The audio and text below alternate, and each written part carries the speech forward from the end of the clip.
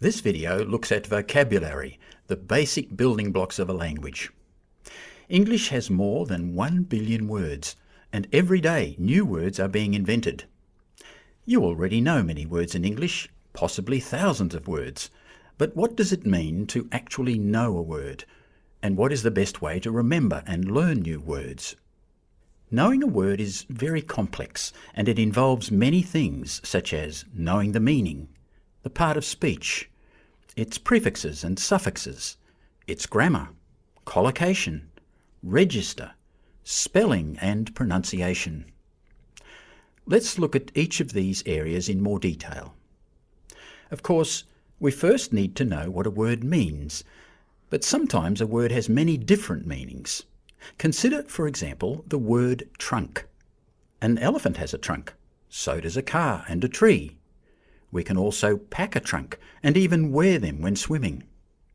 So we need to pay close attention to the context of a word in order to understand its meaning. Another example of a word with many meanings that you will find in academics is the word study. As a noun, this can mean the work of a student, or a home office, or it can refer to a published piece of research. It can also be a verb. This takes us to our next point, a word's part of speech. In some grammar books, this is called word class. It means knowing if a word is a noun, adjective, verb, or an adverb. Knowing a word's part of speech helps you understand how to use that word in a sentence. For example, the word active is an adjective, and its adverb form is actively. So we can say he is a very active person, but not he is a very actively person.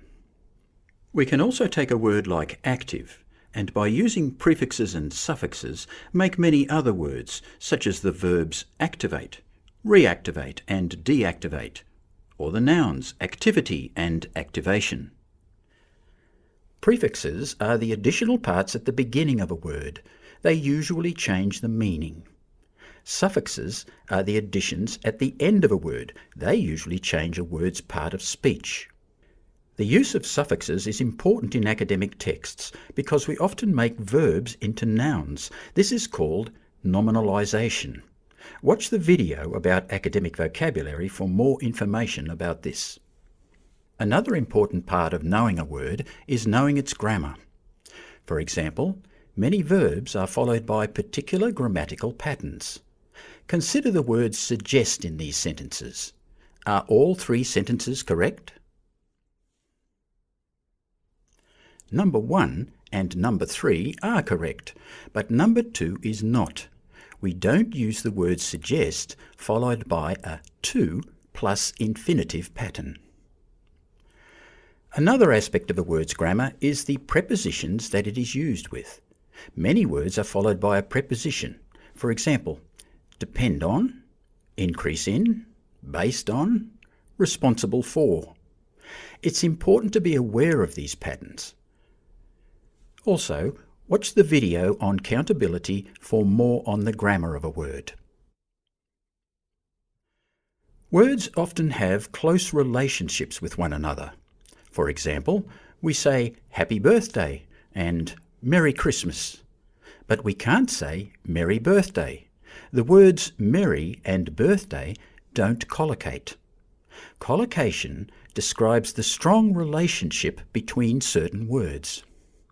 Other examples are make a decision but not do a decision, and strong coffee but not powerful coffee.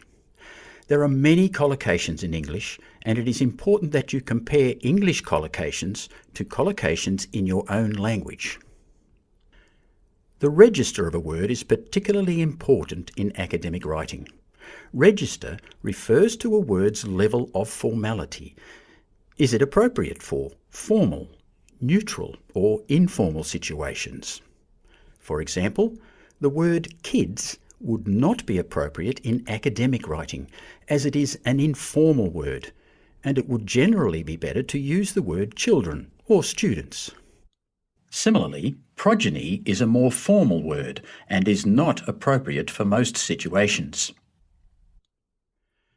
Of course, spelling is very important. Incorrect spelling gives a bad impression, especially in academic and professional contexts. See the video on punctuation and spelling for more on this topic. Finally, we need to know how to pronounce the word. It is a good idea to learn some basic phonetic script so that you can read the correct pronunciation in a dictionary. Phonetic script is shown between slanted lines like this. The phonetic transcript also shows us which syllables are stressed, often shown like this. Note that a word's part of speech sometimes affects its syllable stress, such as import for a verb and import for a noun. So, what is the best way to learn new words? We tend to forget about 80% of what we have learnt within 24 hours. So one key strategy is to keep reviewing the word over a period of time and keep testing yourself. There are a number of very good online flashcard systems that can help you do this, or you can create your own. To be able to revise and test yourself, you also need to keep very good vocabulary notes. A good way to do this is to have a book that you use only for noting vocabulary. It is important to make sure that when you write down new words, you add all of the information that we have talked about in this video. The word's meaning, part of speech, any prefixes or suffixes, grammar, collocation, register, spelling and pronunciation. If you do this, you'll find that your vocabulary will grow and you will be using the words with a lot more success. Try some of the practice activities below and also look at the related videos about academic vocabulary, countability and punctuation and spelling.